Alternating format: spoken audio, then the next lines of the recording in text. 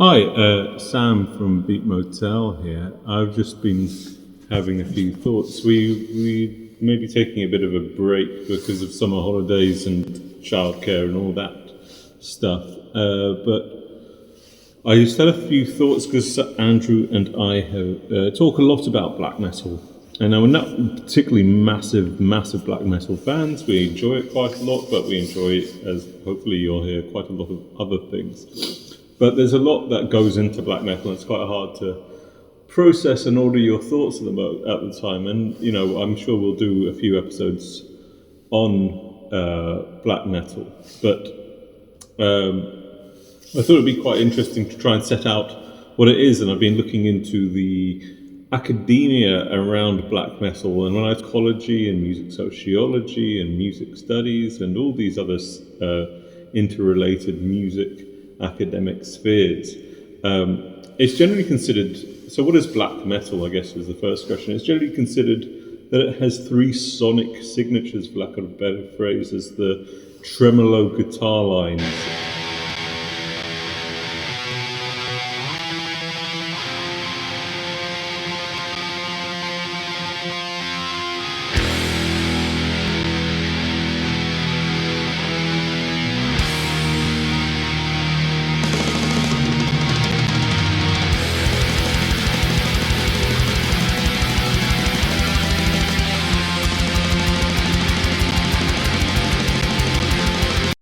And I guess alongside those is sort of these very minor chords for the most part. And then there's the second signature is the screeched vocals.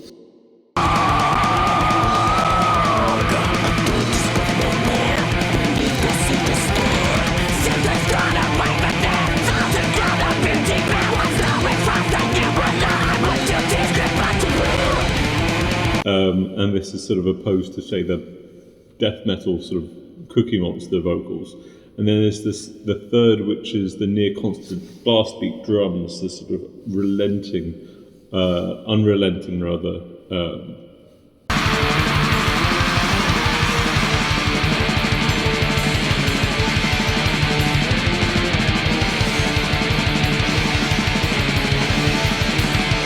Drums. And we can regard these as the rules, so to speak, of black metal, and everything else is up for grabs. Moreover, different bands play with these sonic signatures differently whilst they're still being linked or classified as black metal. And historically, black metal is quite an interesting space, but because of those, this sort of the founding myths of black metal in a way of those sort of church burnings and murders linking to sort of far-right pseudo-paganist, pseudo-satanistic beliefs. In some ways, I was reading the book Lords of Chaos, and Lords of Chaos in some ways sort of made the original Norwegian scene out to be sort of Norwegian kids essentially without a sense of humour. They didn't get the ridiculousness of the things that they were doing. They took it very seriously. And I don't know if that's true or not. But one of the central mysteries, as sort of we've started this podcast and we seem to talk about black metal a lot, was why do some bands today sound terrible? And it sort of made me start asking the question of why, you know, did those bands in the early 90s intentionally sound terrible?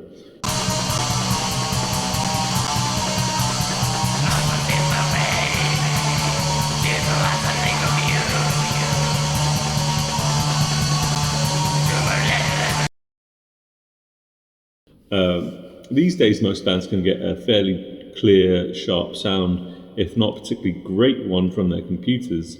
There are preset amp emulators on most pieces of studio software, even free ones like GarageBand, that have the right sort of noises.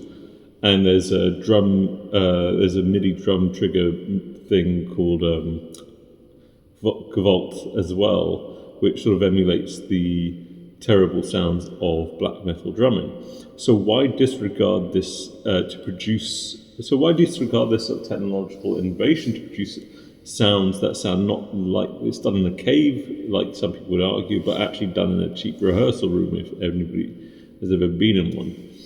Most early black metal is distinctly lo-fi, amateurish even, and the playing has been remarked as being so as well. And this is I got this. So yeah, it's from a piece by a guy called Reyes at the University of Rhode Island, in the Journal of Popular Music Studies, Blacker Than Death, Recollecting the Black Turn and Metal Aesthetics. And he talks and he says music from or in the style of the older original recordings addressed in the study is called true or raw black metal, distinct from the slicker imitations, he says, riding in its wake. Less true derivative and hybrid styles like symphonic black metal, folk metal, Cascadian metal developed with and against this lineage. True black metal bodied forth the sonic signifiers of blackness shared by these later styles. It forms a keystone that establishes audio connections between black metal and other genres. True black metal was and is a distinct aesthetic due to its style of recording, which has been one of the least portable aesthetic features. Unlike, for example, the raspy vocals or the repetitive tremolo picking guitar melodies. And so he sort of links this idea of rawness, and it's linked to, and it's also been linked to the sort of these bands that didn't have a big budget in the 80s, but also sort of pioneered a lot of that early sound, the first black metal scene or sounds, and the shape of Venom. Chaos in hell, metal convenience pure. Fast melting steel, fortune on wheels, brain hemorrhages the cure. Black metal, black metal, black metal, black metal, black metal. From England, Bathory.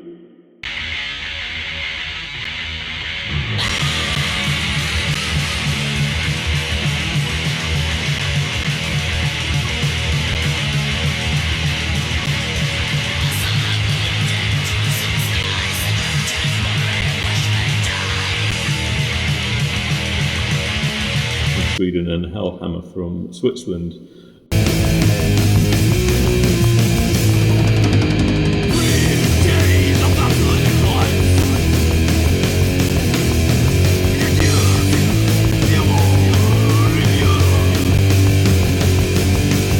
They all had a sound that seemed pretty impenetrable, for those who didn't sort of delve face first into it. And so the young humorless Norwegians, the argument goes, thought to emulate it so as to be distinctly anti-commercial.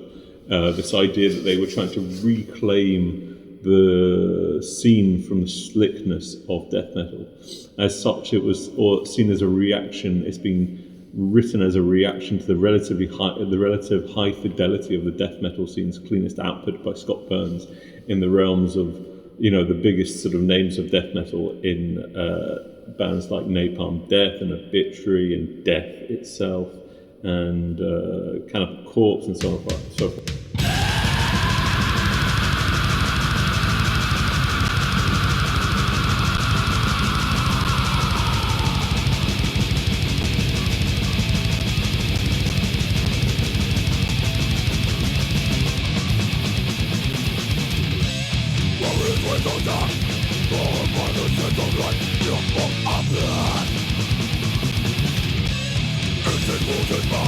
But I find this explanation problematic in two ways. First, all the highlighted Norwegian bands who survived those early shitty recordings, particularly Mayhem, Emperor and Darkthrone, have gone on to embrace high fidelity to whatever extent they have.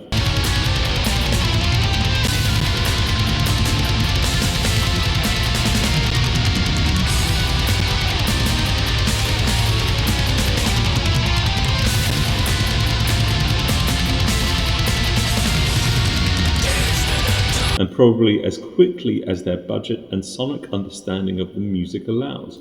Remember, these Norwegian kids hardly had access to the sort of computer and recording equipment that we have now. Moreover, they hardly had access to the sort of recording equipment that, say, those bigger bands in Florida had. Bathory have openly explained their sound as a result of budget, time, and the studio not really understanding how to record such a noise. Moreover, if you compare those early black metal recordings to the not to the big budget metal of those that those bands could never afford, but to the death metal that had a similar budget and similar spaces and similar age kids, for instance, the Finnish death metal scene.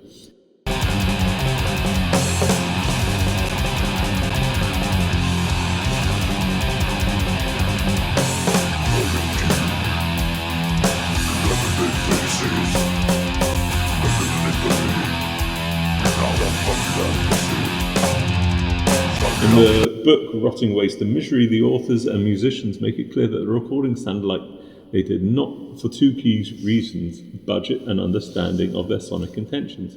Far from the high fidelity of death metal, coming from the so-called high fidelity of death metal, most death metal output of the era is distinguished by its murkiness, not clarity.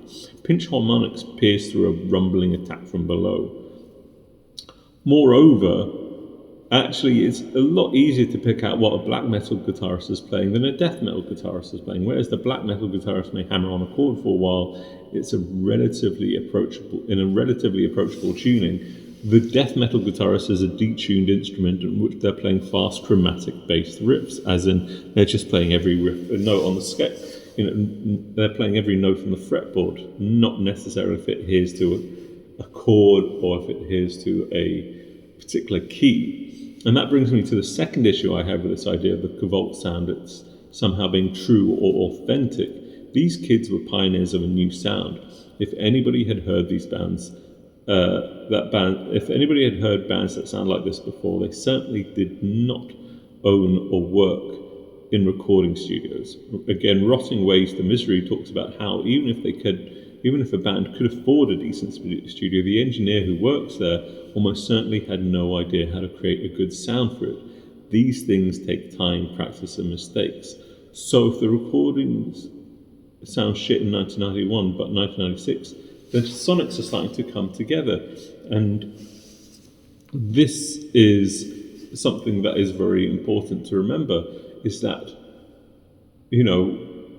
these were kids in the some parts back end of shitty parts of Norway, and other parts, and in Rotting Waste Misery, shitty parts of Finland. And not they're necessarily shitty, just not the really developed urban centres. And even if they were in those developed urban centres, accessing big, good, worthwhile studio was a difficult thing to do.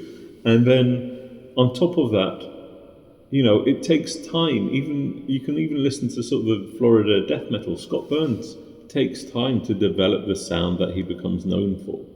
All these things take time. You're not going to get it immediately. So this idea of this kvlt sound was this sort of thing that people, maybe they made a celebration of their limitations, but I would struggle to understand that those limitations were not a consequence of circumstance. But if these original recordings sounded like ours, but are celebrated for it, how do we make sense of how it became celebrated afterwards? For me, there are two different theories that are interesting. First, the concept of cultural capital is a sort of being relative. Cultural capital, to go into academia, is a theory developed by Pierre Bourdieu. The idea is, to loosely quote Wikipedia, cultural capital functions as a social relation within an economic of practices, and includes the accumulated cultural knowledges that confer social status and power.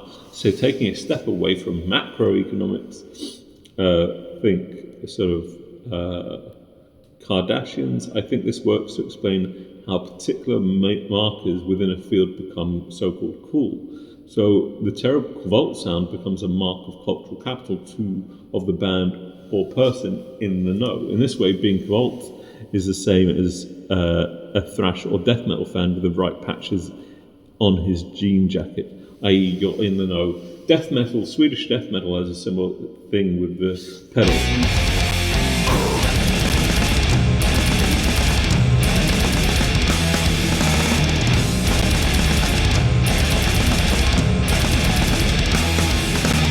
Produced from 1983 to 1991, the Boss-Hum 2 heavy metal is a true legend in the history of distortion pedals. Its signature, chainsaw tone, with all knobs maxed, is the defining voice of Swedish death metal, and the slightly milder sides of its personality can be heard on tracks from mainstream to shoegaze. And so now I've started pacing around because, that's what you're supposed to do when you're doing a field recording, and sort of thinking out loud, and these are the cliches of the thing. I'm not reading from a script anymore. But I suppose what this brings me back to is this idea of authenticity, which is widely explored by many people in academia, is a bunch of crap. But it is interesting how these concepts of authenticity become traps or become things in which people use to try and distinguish themselves, to create cultural capital amongst people they want to exclude.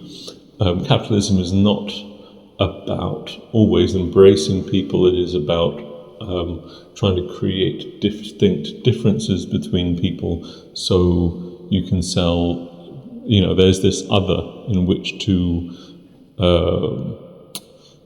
celebrate. And black metal is a scene that was started by gatekeepers. People have accounted for the idea of, the original black people in the black metal scene have talked about how they want to distinguish themselves from the sellout death metal scene that was getting too big, because death metal did get into Cannibal Corpse was on the Ace Ventura film, so maybe that was a jumping the shark moment for, say, Mayhem. So yeah, black metal is a scene that was created by, I guess, what we might call gatekeepers of the scene, to try and make something that is exclusive, that people could not from the outside get into. But at the same time, there's the contradiction that they of course want to sell records and make a living out of being musicians. And this is sort of a pretty standard contradiction within underground music scenes. But what's really become interesting, I think, in the black metal world is that level of experimentation in the last sort of 10 years or so, maybe a bit more, and how those experiments have come to the fore of the black metal scene and sort of taken over from the so-called kvlt. And of course, this isn't the true raw black bullshit stuff, but that true raw bullshit is, well, in my opinion, bullshit.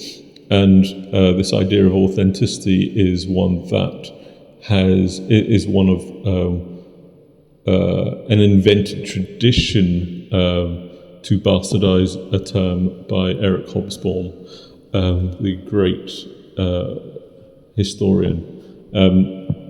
The last chunk of this got lost, but I have to go. Andrew will provide final thoughts and a sign-off. Thanks, Andrew. Thank you, Sam.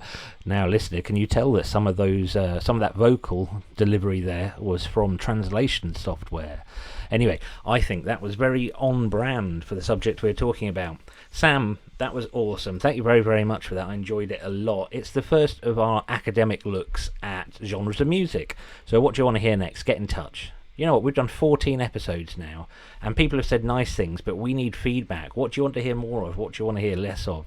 I mean, it doesn't mean that we'll actually pay any attention to your feedback, but stay friendly. Right, so that's it for another episode of the Beat Motel podcast. Thanks for listening. Go pester the hell out of everyone you know and tell them to listen to it. That's how it grows. Oh yeah, final thoughts on black metal. Whatever your preconceptions are, just go out and look for it. Whether it's the scratchy old stuff or the powerful new stuff, you'll find some surprises. In fact, I think it's not that much a relief of imagination to say that shoegaze and black metal share an awful lot of common ground. In fact, sometimes the only difference is how fast the riff is and how fast the drums are. Now, if that comment doesn't trigger the metal fans to get in touch, I don't know what will. Sam, do you want to say goodbye? No, you don't, because you're not here anymore. La la la.